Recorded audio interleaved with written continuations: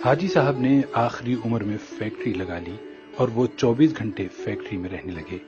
वो 16 से 18 घंटे दफ्तर में काम करते थे और जब थक जाते थे तो फैक्ट्री के गेस्ट हाउस में सो जाते थे।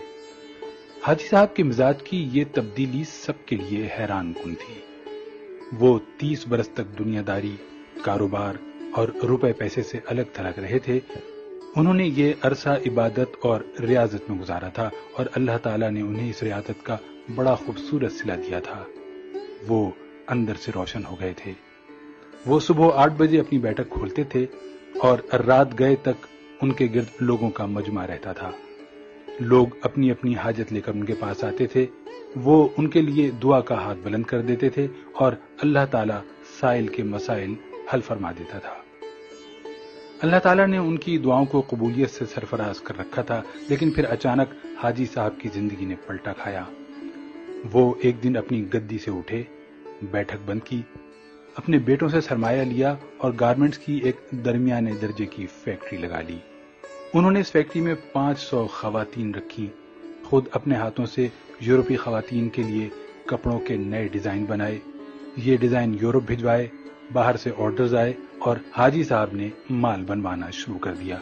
यूं उनकी फैक्ट्री चल निकली और हाजी साहब दोनों हाथों से डॉलर समेटने लगे। दुनिया में इस वक्त गारमेंट्स की कमोबेश लाखों फैक्ट्रियां होंगी और इन फैक्ट्रियों के इतने ही मालिकान होंगे, लेकिन इन लाखों मालिकान में हाजी साहब जैसा कोई दूसरा किरदार नहीं होगा। पूरी दुनिया में लोग बुढ़ापे तक कारोबार करते हैं और बाज़ार रुपए पैसे और अकाउंट से ताइब होकर अल्लाह अल्लाह शुरू कर देते हैं, लेकिन हाजी साहब उनसे बिल्कुल उलट हैं। उन्होंने 35 साल की उम्र में कारोबार छोड़ा, अल्लाह से लौ लगाई, लेकिन जब वो अल्लाह के करीब हो गए तो उन्होंने अचानक अपनी आबाद खानकाह छोड़ी और मकरूहात के गड़े में छलांग लगा दी। वो दुनिया के वाहिद बिजनेसमैन हैं जो फैक्ट्री से दरगाह तक गए थे और फिर दरगाह से वापस फैक्ट्री पर आ गए। हाजी साहब की कहानी एक कुत्ते से शुरू हुई थी और कुत्ते पर ही आकर खत्म हुई। ये 35 बरस पुरानी बात थी। हाजी साहब की गारमेंट्स फैक्ट्री थी। हाजी साहब सुबह सुबह फैक्ट्री चले जाते थे और रात भीगने तक काम करते थे। एक दिन वो फैक्ट्री पहुंचे तो उन्होंने देखा कि एक दरमियाने कद-काट का कुत्ता घिसट घिसट कर उनके गोदाम में दाखिल हो रहा है। हाजी साहब ने गौर किया तो पता चला कि कुत्ता शदीद जख्मी है। शायद वो किसी गाड़ी के नीचे आ गया था, जिसके बायस उसकी 3 टांगें टूट गई थी और वो सिर्फ एक टांग के जरिए अपने जिस्म को घसीट कर उनके गोदाम तक पहुंचा था। हाजी साहब कुत्ते पर बड़ा रहम आया।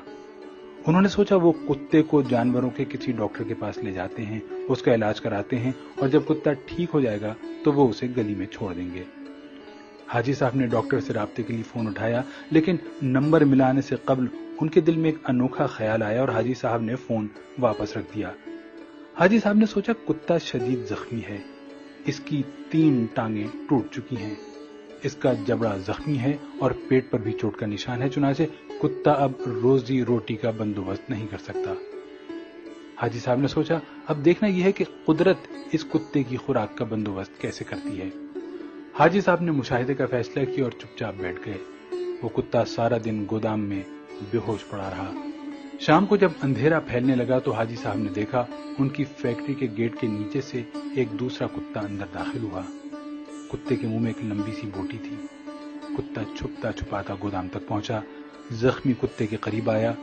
उसने पांव से जख्मी कुत्ते को जगाया और बोटी उसके मुंह में दे दी। जख्मी कुत्ते का जबड़ा हरकत नहीं कर पा रहा था, चुनाचे उसने बोटी वापस उगल दी।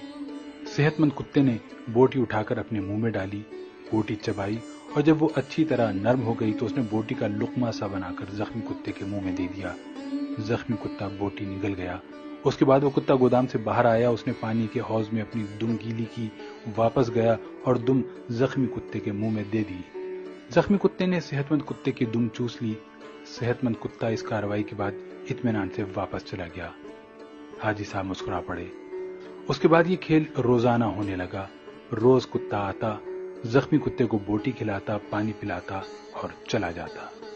हाजी साहब कई दिनों तक ये खेल देखते रहे। एक दिन हाजी साहब ने अपने आप से पूछा, वो कुदरत जो इस जख्मी कुत्ते को रिज़्क फराहम कर रही है, क्या वो मुझे 2 वक्त की रोटी नहीं देगी?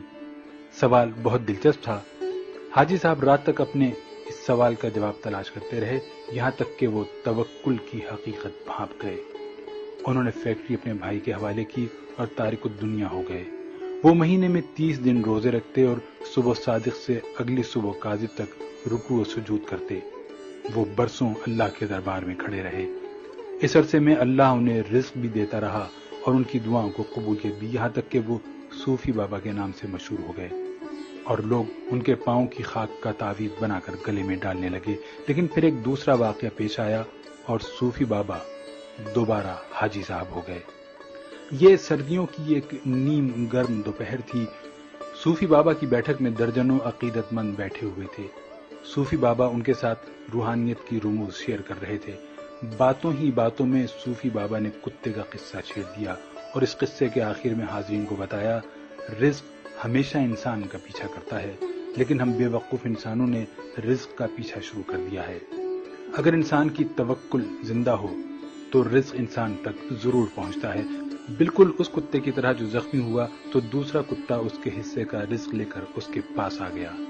میں نے اس زخمی کتے سے توکل سیکھی، میں نے دنیا داری ترک کی اور اللہ کی راہ میں نکل آیا۔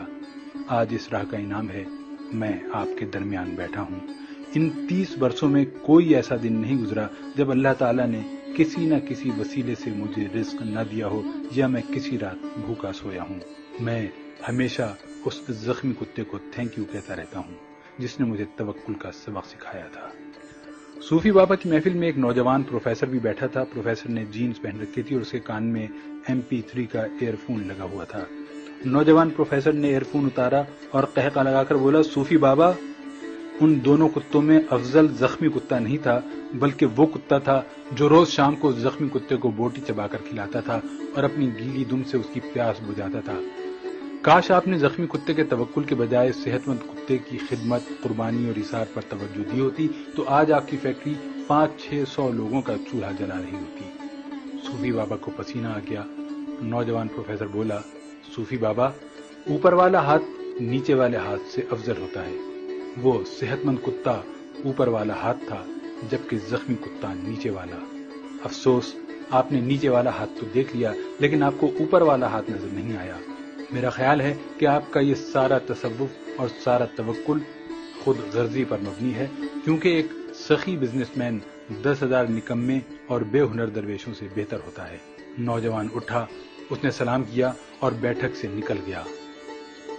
حاجی صاحب نے 2 رکعت نفل پڑھے، بیٹھک کو تالا لگایا اور فیکٹری کھول لی۔ وہ اب عبادت بھی کرتے ہیں اور کاروبار بھی۔